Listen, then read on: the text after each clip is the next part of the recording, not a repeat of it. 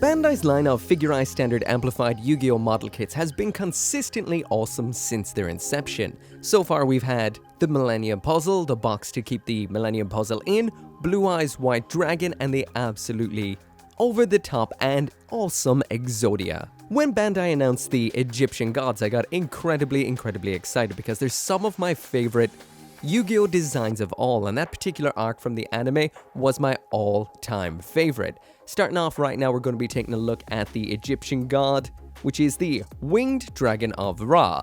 Now, I like the order they're releasing them in. This was, of course, the card that Mecha had, and out of the three, to me, was never really my most favorite one. That, of course, went to Slifer the Sky Dragon, followed very closely by Obelisk. So I'm liking the fact that they're releasing this one first, then they're releasing Obelisk, and then, and only then, are we getting Slifer the Sky Dragon. Super excited. Anyway, if you do want one of these of your own, I got mine through Hobby Link Japan, so the link will be down there in the description. Now let's check this out. So first off, here we are with the box, and this is a big box. This is about the size of a large Master Grade or something similar by Bandai. It is incredibly big. The box art looks phenomenal, and I was looking online and there is quite a few different figures and stuff of the Winged Dragon of Ra, but none look quite as awesome as what we're seeing on the side of this. This looks absolutely incredible. So today I'm just going to be building this. Of course, I will pop a few shots of what it looks like finished. I left it a little bit late in the day to get started on this. That looks so good because I was expecting a different gold model kit being the real grade Akatsuki, but it seems like that didn't happen thanks to good old DHL and lying to me. But anyway, let's bust this open. So I'm expecting we're going to be seeing a whole lot of plastic in here and a whole lot of injection gold at that. So 1, 2, 3, 4, 5, 6, 7 bags of runners, and there is the manual. So hopefully I'm not biting off more than I can chew. Okay, so first off in here we do have the manual, and this already feels like it opens up in the funniest kind of way. Okay, yeah, I've not seen a manual by Bandai like this before. It's a fold out, and it folds out to the side. Okay, that's a first for me. Maybe they feel like it's kind of like a scroll or something like that. Anyway, let's get started. So just in case you clicked on this video out of nowhere and you don't really know too much about Bandai's model kits, they do come on runners or sprues like this, so you will need a tool to cut them out, and that of course is a nipper like this one. That failed. Let's try that again. That failed again. Maybe I can only do that in my right hand. Huh? There we go. A little too much that time. Alright, there we go. There is one leg built. Don't worry, I'm going to go through the whole build of the other leg now in a second in full detail. This one I just kind of wanted to get accustomed to first. So there is articulation up there and down here too. There's not a whole lot, just a little bit of extend and retract like so. So usually what these kits are like, they're more great displays as opposed to something you can really pose all over the place. This little bit moves around, I think. Actually, yeah, it moves a little bit independent to the foot, but kind of moves with the foot sometimes too. It does what it wants. Let's build one. Alright, so first up in here we've got the feet. These are made out of 2 pieces, so the top and the bottom, very simple. They attach on into each other just like that. So super simple, so no actual articulation. These are set in position. Next up then in here we've got the ankle joints. Now these are quite interesting because even though they look the same plastic wise, these are made out of a slightly rubberier, kind of more grippy plastic, and they're also a little bit tougher, so they're not gonna break, whereas the standard plastic, like what the foot is made out of, definitely feels a lot more brittle. So yeah, there's 2 types of plastic: high gloss, which is the armor, and not so high gloss but rubbery, which is the joint segments. Next up, an ankle cover pops on over that. This interesting joint right here, this is going to be the hip joint, so it's just a ball with a little bit of a thing poking out of it. This little section right here is the upper leg, so you just pop on through that ball, just like that. The upper leg is just made out of these 2 parts, slapped together then with the joint inside. And then we've got the lower joint, or what should I say, lower limb section. So that joint pops in like so. The upper leg attaches into the opposite side of that. The one we just built sandwiches on, just like that. We've got that ankle wing on here, a matching little ball for on the other side. And then finally the foot just attaches on just like so. And there we go. Simple as that right there. And we've already got our 2 legs. Moving on to the body now, and that thing I did mention about needing to kind of organize your runners isn't really that big of a deal, it seems. So all we have for the body is the H runner, which is the joints, and this right here, which is the D runner. That is it. So this shouldn't be too difficult. All right, so here's all the parts cut out for the body, the various segments. I guess this is the front, middle, back, and here are the joints. So not a whole lot in the body. Let's get it built. So starting it off is this interesting joint. It's a ball joint that's flat on top. So it slides in like so. Then you twist it all the way around and now it is locked in position. Handy. So we take that joint we just built, slot it into the back just here, and then we've got another joint that pops on into the front, and this looks like it may just be the neck end. That then sandwiches together with another part just like so, and so far looking good. Nice little spiky bits, and that gold is not bad looking at all. So far so good. Into that then we pop in some ball joint segments, possibly for the wings, one on the other side as well, and that all gets topped off with another nice spiky bit of armor. Now we're on to the middle section. Another one of those twisting, locking joints pops in just like so. The bit we just finished then attaches on, so as you can see it's kind of becoming an almost snake-like structure. Second part then just goes on top of that there. And again, we've got another part which goes on top again, locking the 2 parts we just built together just like so. This continues on for the arse end, just a simple kind of cup joint on the end of that, attaching on the bit of the body that we just built the last time. Grabbing another piece to sandwich on there so the bodies come together very nicely. And some more top sandwiching parts. This one is attached on via a ball joint. And this one holds these 2 pieces in place like we would have seen throughout the whole lot. So that is the body finished. Next up is the tail. Onto the tail now, and we've got 3 runners. 2 is the joints we've been using the whole time, and this one is new to the mix. I'm guessing this whole segment running down here, that's the tail. So there we go, there's all the parts for the tail. We're starting at the small end, ending at the big end, and there's 3 joints in this. So this bit is quite simple. It's just this bit into that bit, and it's got its own little ball joint then in the end like so. When it comes to the middle section, you just take that bit you just made, pop it on like that. We've got a joint that attaches in here just like that. I'm not sure why there's a bit of a ball joint in the end. Some of Bandai's kits do have hidden modifications in them that they don't mention in the instructions, so it could be something like that, or it could be absolutely nothing at all. So there it is so far. Moving up the segments now, and it's exactly the same as what we did before, just with a larger joint segment that attaches in sidewards like that. Sandwich this piece on. And then the same for the final part. So that bit like that, this piece like that, and this then finally on like so. So this does have some articulation, not a huge amount. So that's it, up and down. And there we go, side to side. So again, not a lot, but a little bit. On to the neck now, and again the same runners, not much left on this, and the joint runners, H and H2. Alright, so here's the parts that make up the neck. So just 3 joints and 4 pieces. The neck is made up out of 3 joint pieces, so it's a ball and socket, and this right here answers my question. So this we had used in the end of the tail. So this is reproduced on H1 and H2 like a mirrored part. So that is why it has that ball joint at the end, because it's used in a different format, actually in the neck at the end. So essentially a little bit of a cost-cutting measure by Bandai. So this just pops into the neck segment like so. This then attaches on like that, sandwiching on. And then we've got this tiny little piece that attaches onto the side there. And onto the other side, attaching into it like that. So that's the neck. And that then just attaches into the body very nicely like so. Actually, a little bit loose. I guess we'll see how it turns out in the end and what kind of articulation we do end up getting out of that. Alright, so onto the arms and the shoulders, and these share the exact same runners we would have seen with the legs, so a lot of plastic to be cut out right here. Now these shoulders are incredibly unique. First off, we've got this little joint section which just builds up like that, followed by this little piece which slots in like so. These then attach into this arch segment, so we've got two of those joints. There's one, and there is the second. That is an interesting design.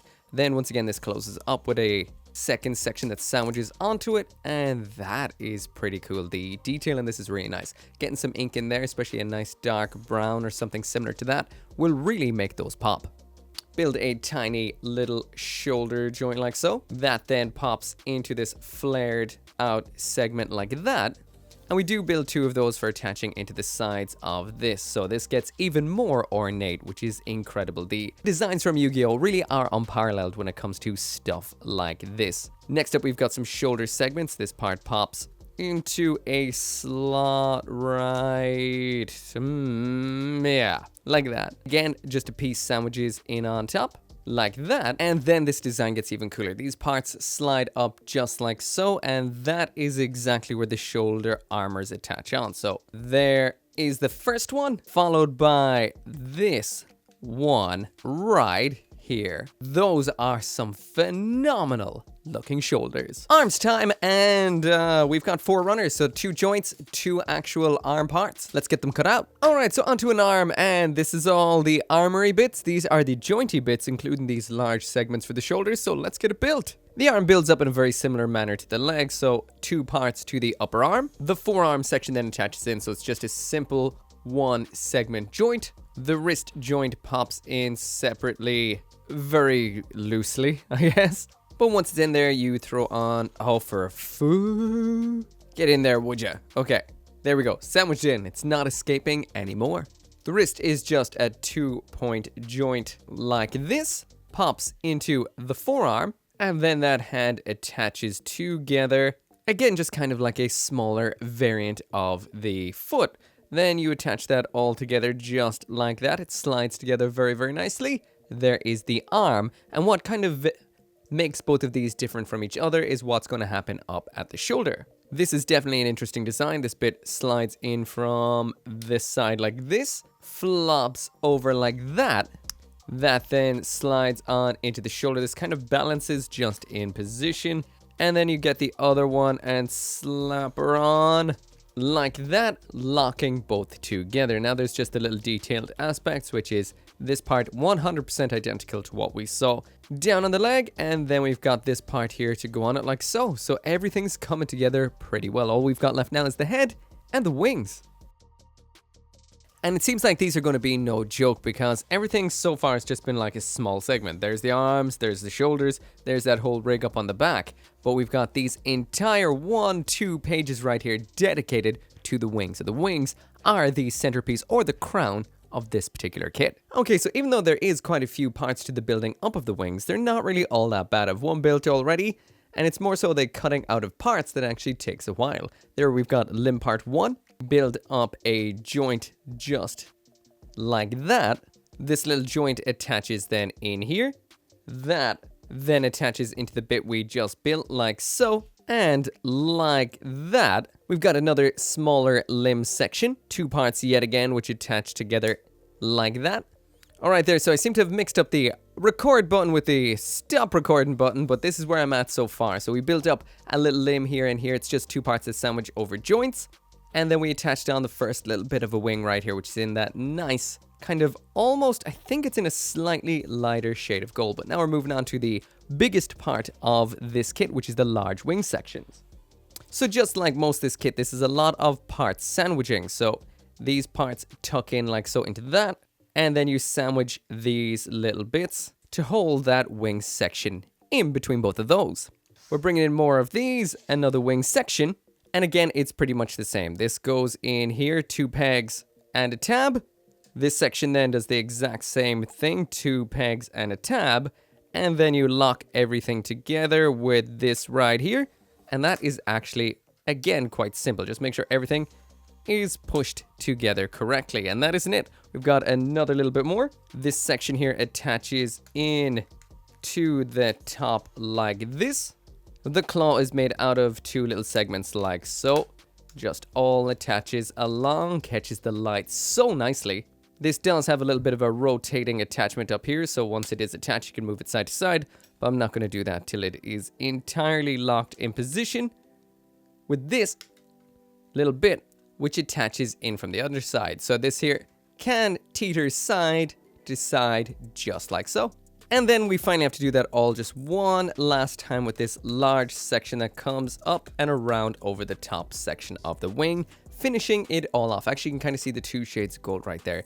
This does look really, really nice. A lot of the time with Bandai's kits, especially ones that are injection gold, which I will admit this is a little bit brittle. I did snap a little piece, but it was off camera. But yeah, usually with injection gold, I would recommend painting it. It will, of course, look better if you do paint the kit. But out of box, this still looks nice. You can tell it's plastic, but it catches the light so nicely. And then to finish it off, we just pop one wing into the other wing, just like so. Again, these joints aren't the strongest out of box, so they might need a little bit of reinforcing. But man, that looks unique.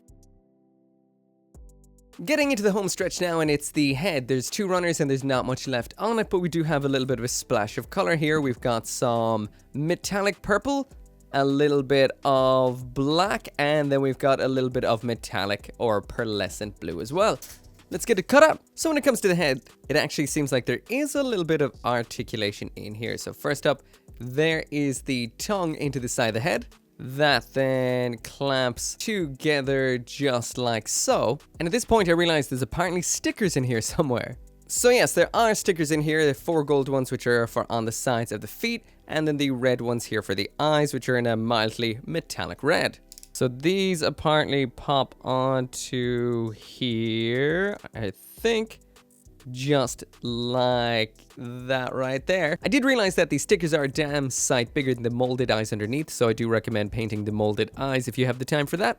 And then continuing on the build, so popping the top piece on. This then attaches into a side of a head segment, and neck joint then pops down here. That's not too bad, easy enough so far. This is the smallest section of the kit by far, definitely. And then we lock all of that together by popping this segment on. So it's starting to look like a head now. So far this kit has actually been a lot of large-ish parts. This is definitely the smallest, I should say. It's definitely the smallest pair of parts that have to attach together. This blue piece into this beak section. Well, it turns out that is not a beak. It's its forehead, but it has a very beaky forehead, it seems. That then attaches into the forehead armor. And that then pops right on into that, just like so. On to the last couple of segments of the head. This is what attaches on the jaw, so that attaches onto the side of the head. Grab the jaw. The jaw was meant to go in there first, so put the jaw in there first. Now, I recommend being super careful with this. It's easy to kind of make mistakes when you are filming and building at the same time. But like I mentioned, this kit is made out of gold plastic, which is renowned for being super brittle and not... it's grippy too. All right. Luckily, nothing broke there, but yeah. Try to pay attention when you're putting this together to do things in order. I'm trying to stare at a viewfinder thingamabobber while also trying to put this together and keep everything lined up and, you know, actually in shot. So it does mean it's easy to do a little bit of an oversight or something like that. All right, let's try that again. Jaw pops onto the head like this. Then both sections attach onto the side aspect. All right, that's the correct way. So now you've got your actual opening mouth with moving tongue. The metallic pearlescent tongue actually looks pretty cool in there. And finally then, the last piece to attach is this right here, just like that. And there is the head complete. Now we'll also mention this kit does come with a full stand, which is great for something like this that definitely is not going to be standing up anytime soon on its own. So this right here is one of Bandai's action base 4s. So it is just a little bit of a base which will hold it up in the air, and then the little arms section for using with it. To build it, you just go like this, which I have to say is incredibly impressive. I don't know how they do that over at Bandai, but yeah, then you just stick this bit in here, this bit down in there. This is kind of how the stand works, and depending on the angle you want on it, you choose one of these guys. I'm gonna go with the largest one because this is a large kit, and I assume we're gonna want it fairly high up in the air. We do have locking mechanisms here and here to keep this all in position, and there we go. Super, super easy. Okay, so getting this assembled now, starting with the body. Next up, we'll be bringing on in the tail, and it's just as simple as ball joint in there like that. So this is pretty long. All of these things right here are centimeters, so it can give you a little bit of a gist of how long this is. And after popping on the head, it is, let me check, about 31 centimeters long, so about a foot just with this done like that. Bringing in the legs now, and they just pop into these little holes on the side, and then around on the other side. So looking pretty hilarious without its wings, most definitely. The shoulders then attach into these little bits up top like that. So we've got one on each side, get them in all the way. Again, this is some grippy plastic. Oh, we lost a head. The arms then just into the ball joints up there. There is number 1, and then there is ball joint number 2. And it seems like this might be able to stand up on its own. At least wait there for a second while I put on your wings, maybe not. And in the instructions, this is being done from the rear, so I'm going to do that so I don't make a mistake. And there we've got wing number 1 popping in there. This definitely feels like it's struggling a little bit now with the amount of mass that it does have. And a couple of the joints are a little bit on the loose feeling side, but we won't really tell till we get this up on a stand. There is wing number 2. That wing is incredibly loose and definitely a bit more of a mess than I was hoping. Oh, I think I might be busting out ye old joint strengthening pen soon. And in order to attach this onto a stand, we've got this little segment which attaches onto the belly like a bit of a cradle. I think I've done it the wrong way. Clips on into the crotch. Just like that, with a little nub sticking out. By the way, I will mention that we do also have this one right here which does the same thing. And that is for attaching around on the back if you want to attach to a stand via its back instead. So in the end, this is what we get, and it is an incredibly large, impressive kit. It's weird to say, I thought it would be a little bit bigger. Maybe it'll look bigger once it's up on the stand, but that gold is impressive. Now, like I mentioned, I'm super excited about the other 2 more than this one right here, so I'm looking forward to seeing them. There it is up on its stand, and so far so good. Let's get some shots of what it looks like done. So anyway, there is the figurized standard amplified winged dragon of Ra in all of its glory. Now I will mention this is a very nice kit, but it does have some issues. This is definitely not Exodia tier. That to me has been the best kit yet, along with the Millennium Puzzle, which was a whole lot of fun. You build it as all the pieces, and then you have to figure out how to put all the pieces together. That is just so fun. But anyway, with this particular kit right here, it's very easy to put together. What you get in the end is a nice big display piece. It's definitely this kit's looks that are its best aspect. The gold does look incredible. We've got 2 shades. The lighter shade that is in the wings actually is semi-transparent, so if you do like this from behind or something, it will come through to some degree and does give some varying different characteristics to the kit. On top of it being one big old shiny thing. The detailing on the head is nice. There's detailing on lots of little pieces with all that sort of Egyptian glory that we love from Yu-Gi-Oh! However, it is all gold, so gold can always look a little bit better than injection gold, but not the worst. Some of the joints are a little bit on the loose side, but they're not loose when you've got it posed, if you get what I mean. It's not going to drop a pose, it's not going to fall out of a pose.